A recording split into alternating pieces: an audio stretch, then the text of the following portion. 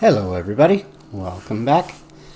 In today's reading, again, we're going to read out of a book. The name of the author is Paul David Tripp. The title is New Morning Mercies, and we're going to be reading a daily gospel devotional. And each day that there's a different devotional. And I will always try my best to do a daily devotional. If any other content is out there, can't promise there, but I'm going to try my best to always give daily content where I think it's a good for my soul and good for others. So follow along, or you can't follow along with me, but have a good listen, and I will do my best to read it in the best comprehensive way that I can. So here we go. May 26th. Faith is living in light of what God has said, resting in what He has done, and entrusting the future to His care. In an incredible story, a clear case study in what faith is and does. By faith, Abraham, when he was rested, offered up Isaac, and he who had received the promises was in the act of offering up his only son, of whom it was said, through Isaac shall your offering be named. He considered that God was able even to raise him from the dead, from which, figuratively speaking, he did receive him back. Hebrews 11:17 through 19. God has promised Abraham that his descendants would be like the stars in the sky, and through his descendants all the nations of the earth would be blessed. But Abraham and his wife Sarah didn't have any children, let alone a clue about how he would pass down the promise to the next generation. They waited and waited, decade piled up on decade, but no son came. Abraham was an old man, and Sarah was decades beyond her childhood bearing years. Then, in a miracle of God's faithfulness, a son, Isaac, was born. There must have been some kind of celebration that day. God was true to His promises. He did the power to deliver. He would keep His covenant. Blessing would come to this sin-broken world. It seemed like the end of a beautiful story. Then God came to Abraham and told him to sacrifice the promised son. It made no sense whatsoever. All God's promises of faithfulness and all the hopes of the covenant rested on this little boy. If Abraham killed him, it would all be over. If Isaac died, nothing that had happened for decades would make any sense. You can imagine Abraham saying, "God, ask anything of me, but not this. Please, not this.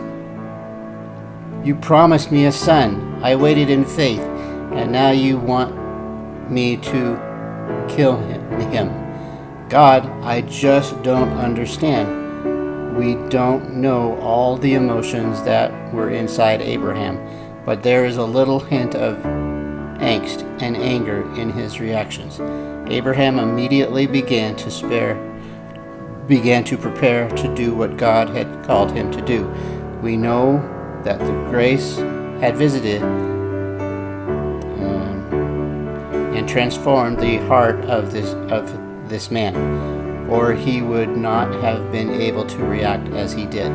It's clear that Abraham did not know why God was asking him to do what he had asked, and it is clear that he did not know what God was going to do. Abraham reasoned that maybe God would resurrect Isaac after the sacrifice, but that was not what God was intending.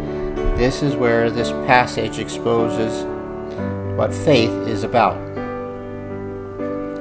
Abraham wasn't relying on what he could see or understand. No, he was at rest because he acted on the firm platform of God's commands, as well as his presence, promises, faithfulness, and power. Faith believes that God really does exist and that he rewards those who seek him. But faith isn't natural for us. It is ours only as a gift. If God's grace, seek the grace again today. For further study and encouragement, Genesis 22. I think this was a great passage today. The only thing that comes to my mind, is a few things. I have Christians having the faith to do what is hard to do in life because we know that God has our back. And that can be very difficult at times. If we obey God and do what we believe that God is asking us to do, then we're acting in faith. And I think that's an amazing thought. I'm going to twist this a little bit, and I'll say any of those people who don't believe in God, what is the intuition of your heart? When you are suddenly stopped by asking, why am I doing this? Is it going to give me any pleasure?